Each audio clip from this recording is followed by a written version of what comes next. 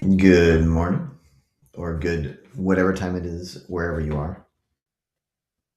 Here now, it is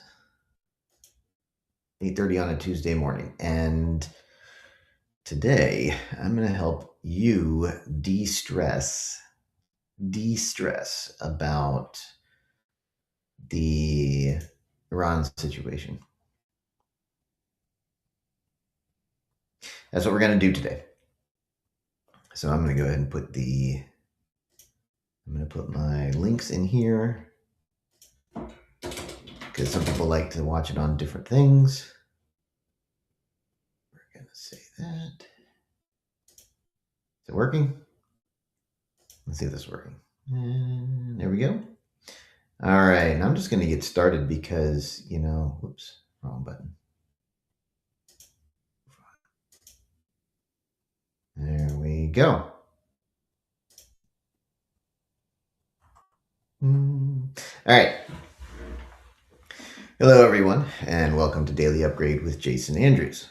My name is Jason Andrews, and I'm a hypnotist, which is cool because I can help change things on the inside.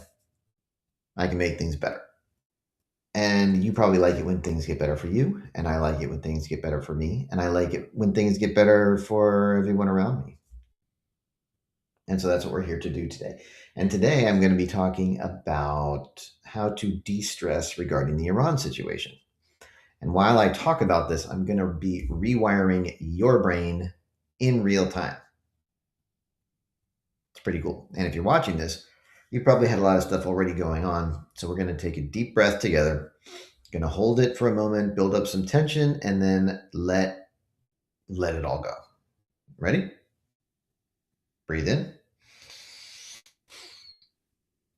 Hold it and just let it all go. Better, right? And now we're going to take all those thoughts, all the thoughts you've been having today up to this point, just bring them all in. We just bring them all in here so you can focus in even better.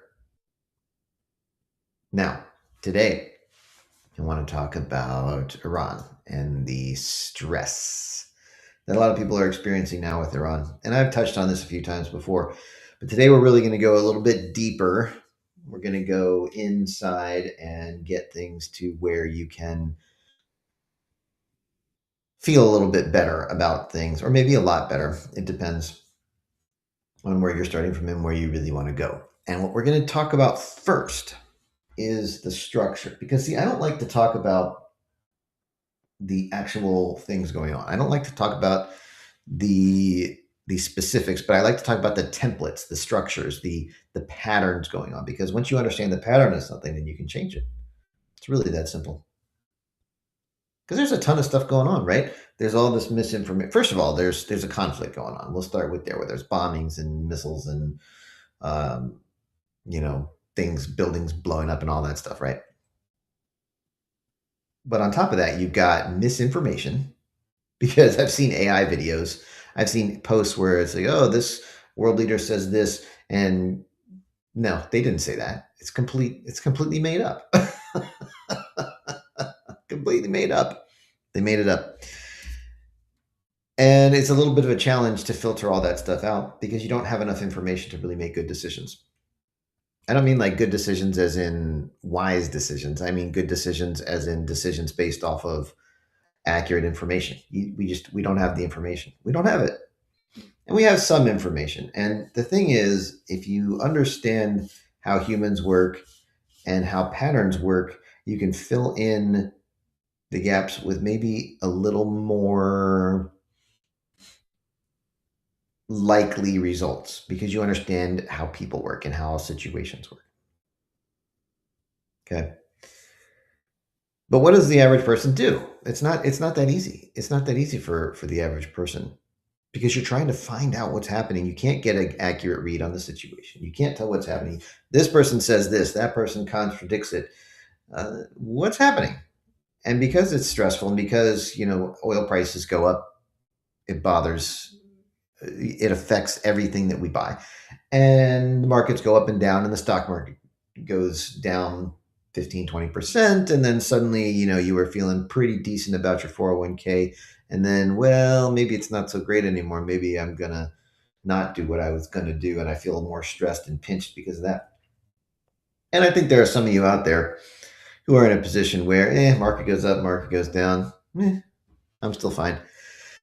But there's a lot of uncertainty. So how do you deal with that? How do you deal with that effectively instead of running around trying to always calibrate better and not being able to really do it? Well, the first thing is to understand this is something specific to Donald Trump and his administrations. And I've noticed this for a long time. A long time. In fact, this may have been one of the first things I ever noticed about Donald Trump. We were watching a debate in 2016, not the one with Rosie O'Donnell, but there's another one. There's another one. I think it was the one before that. And I recognized that he was using hypnosis-based techniques. And I tried to tell my friend, and he got so angry at me. I wasn't even indicating any support for the guy. I was just saying, oh, look, this is what he's doing. He's doing this. And my friend Chris got so mad. And I was like, whoa, maybe I shouldn't talk about this to you anymore, Chris. And I realized that the reason my friend got so mad is because Trump's techniques were working and he didn't know what to do with it. His stuff was changing. His reactions and belief systems and structures in his mind were changing in real time, and he didn't know how to handle it. And that's when I realized Trump was doing that to millions and millions of people at the same time. And I thought, no, I'm going to keep tabs on that. I'm going to keep listening to this guy. I'm going to show up again next time this guy's on, because wow. And I did, and then Scott Adams started talking about the same thing, and then I joined Twitter literally for Scott Adams. He went off. He left his blog and stopped commenting on his blog. Moved on to Twitter, and I joined Twitter literally for Scott Adams. And for a long time, he was the only person I followed. But if you have also followed Scott Adams for any amount of time, you also know that there's a lot of things that there's a lot of ways that people can evaluate things in different frames. And I talk about this all the time too. This is a very hypnotist frame of things. And Scott and I had very similar backgrounds. And so I think so much of what he said, I was just like, thank you for saying this. Somebody gets it. But the persuasion filter is really interesting, because once I've observed Trump, I've moved it up a level. It's not just the persuasion filter, it's the negotiation filter. That's the one you need to use most of the time when talking about Donald Trump. It's a negotiation filter. And I'm a good negotiator. I'm a decent negotiator. I'm not a top tier negotiator. Like, I understand it. I understand how it works. I understand how to do it well. But Trump, like, he's world-class negotiator. And I have never heard of anyone who used leverage as well as Trump does. He is just the absolute master of leverage. And I've seen a bunch, and we've been seeing these articles for 10 years. Trump is a chaotic, narcissistic child who doesn't know what he's doing, and he's just, throwing tantrums left and right, and he lies all the time, and none of that's true. Zero of that is true. Okay, none of that's true. What is true is that he presents and emphasizes certain potential paths or certain pieces of information in order to get others to change others' perspectives on things, to change the perceived leverage. And things change very quickly with him. Have you noticed that? You don't do this, we're going to do that. And that is way worse than this for you. I think he told Did you notice that all the European countries were like, "Oh man, we're never going to help you with the Strait of Hormuz or whatever it is, where all the oil is flowing through that Iran stopped up, all the trade was flowing going through." And then what, like 5 days later, they're all like, "Okay, yeah, we'll help you open it up." Okay, now if you don't understand the negotiation filter, you're going to think, "What the hell's happening? What's going on here? Everything's out of control." No. Deliberately managed leverage is what's going on. And here's another thing that he does. Trump will say something to the whole entire public world. Okay, but the message may be specifically aimed at a certain person or group. Okay, he may be talking about he does this with immigration a lot. He'll say, maybe we should pull back on immigration enforcement. Okay, and then what happens? Half of his base freaks out and is like, "Oh no, we need more immigration." And then uh, and then another time he'll say something completely different from that, right? And what he's doing is sending certain messages to certain groups. It's not for everybody, but he can't say it to just a certain group. He says it to everybody, and so he seems chaotic.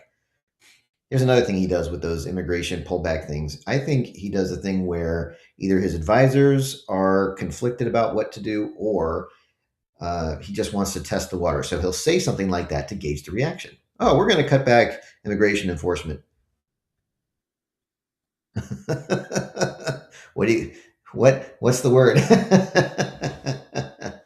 If there's a lot of people going, "Yeah, it's time to cut back," maybe he'll cut back. If people are like, "Oh no, gotta double down 100 times more," and he's like, "Okay, I know where to go." And if his advisors are conflicted, he's going to go, "Okay, see guys, I told you, got to keep going on the immigration enforcement." Okay. So once you start to understand these filters and what he's actually doing, you understand that his method of communication is not about, "I'm going to convey information and tell you what's true and accurate and correct." No. He's communicating to get certain results. And that's what he's doing. Now, as I talked about some articles that we've seen about how Trump is chaotic or doesn't know what he's doing or has no plan. And I engaged with a couple of these recently. And one of the guys, I said, "Look, what's going on here? It's negotiation. It's all negotiation. And you just don't recognize it. You just don't recognize the pattern. So it looks chaotic to you, but there's really a very coherent strategy. And the strategy is negotiation." And the guy wrote back and he's like, "What a dumb reply." And I said, "Okay, well, do you remember back in his first term when he got North Korea and South Korea to talk? Do you remember that? They walked over the border. Kim Jong un and the South Korean president, they walked over the border and talked to each other for a moment, shook hands. What an incredible move." Anyway, I said, "Okay, well, you know what he did? He sent Dennis Rodman over there to North Korea. And you know what he did? He gave Dennis Rodman a copy of The Art of the Deal, the book Trump wrote about negotiation. And he had Rodman give it to Kim Jong un, or whatever his name is. And I sent a picture from the Associated Press of Rodman carrying the book." Rodman didn't read it. Apparently, Dennis Rodman was a big figure in Korea or something. I don't know. I mean, almost irrefutable proof that, hey, this is what he's doing. He's negotiating. In fact, he's giving the other side of the negotiation, he's giving the North Koreans his playbook so they know what he's doing, so they don't freak out and misinterpret and start a war. No, they read the book, figured out what was going on. This is what he's saying. They knew what to do. And remember, there was this beautiful insult exchange between Trump and Kim Jong Un. Trump called Kim Little Rocket Man, and Kim called Trump like a senile dotard or something like that. I mean, it was beautiful if you knew what was happening. And if you didn't know what was happening, you were, they're going to start a nuclear war. But if you did know what was happening, it was a work of art. It was a work of art. And it worked. And, since then things have deteriorated, but what a huge achievement that was. And so when things look chaotic, I mean, how many times can you think of something that happened during either of the two Trump administrations where it looked chaotic, it looked crazy, it looked, what the heck is going on? And then something worked out. I mean, think about that. Think about what's happened. Hasn't that been basically the entire time? I mean, maybe I'm wrong about that, but I don't think I'm wrong about that, am I? It's been the whole time. So when you realize that that has been the pattern, and it's just difficult to see even in plain sight, and many people who don't like Trump will never see it, even if you show it to them, even if you this is, and then this, and then this, and then, do you see that? Right? Can you trace this pattern? No, he's an idiot with blah, blah, blah, blah. Okay, well, I can't convince somebody who's refusing to be convinced. But, well, maybe I can, but the point is, when you recognize that pattern, you start to recognize that chaos is when things can change. If things are locked down, not a lot of things that you do are going to matter too much because the situation is just too locked down. But when things get volatile, when things get chaotic, that's when more is up in the air. And that's when your own choices and efforts and moves and decisions and things that you do and actions, that's when those have a much higher chance, a much higher impact on the final result. So a lot of times, this is another thing that he does. He'll shake things up deliberately. He'll put everybody on their back heels. They don't know what's going on. Everything's up in the air. It unlocks the situation. And then once it's unlocked, there's way more degrees of freedom for that situation to evolve, and he can apply the right direction, the right actions, the right pressure, the right leverage in the situation to change it, to turn the ship around, to reorient things. Now, I've talked about a lot of stuff and a lot of different examples today so far, but when you think back on all that I've said today and all the things you've observed personally over the Trump administrations, and when you think about all that, doesn't it seem to make more sense now? Right? You can make more sense of it now than before, right? And when you can do that, you can feel a little bit better about things because you're not one of the people running around thinking everything's in chaos. Not anymore, because you understand the pattern, the hidden pattern. And you can watch others scurry around like, what's the phrase? Scurry around like chickens with their heads cut off. You can watch them do it, but you don't have to do it. Now, that doesn't mean things aren't, it doesn't mean you're completely at ease with the whole situation. I mean, maybe you are. Maybe you trust it completely. But at the end of the day, you can feel better about things. Can't you? I think you can. I think you can. Now, if you enjoyed this or found it useful, feel free to share it. Like and subscribe. Yeah, I have to say that now. But it's good because if you like the video and subscribe, then it increases my reach. And I think I've got some good things to help a lot of people. And so I'd like to reach and help more people. So feel free to do that as well.